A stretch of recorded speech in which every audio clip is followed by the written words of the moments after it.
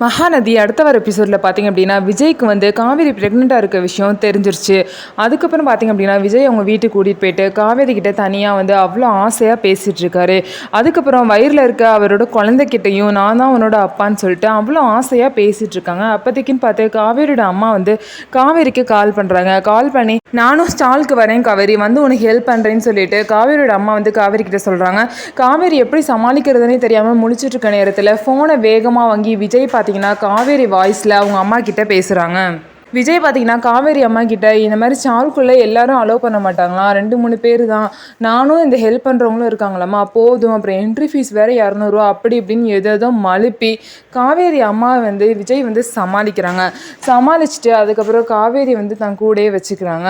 ரொம்பவே விஜய் பார்த்தீங்கன்னா காவேரியை கொஞ்சம் கூட விட்டு விலகாமல் இருக்கணும் அப்படின்னு சொல்லிட்டு நினைக்கிறாங்க. காவேரி பார்த்தீங்கன்னா அதுக்கப்புறம் ஸ்டாலில் போய் விட்டுறாங்க. அங்கே வந்து காவேரி அப்பளக்கட்டெல்லாம் தூக்கி கஷ்டப்படுறத விஜய் வந்து பார்க்குறாரு.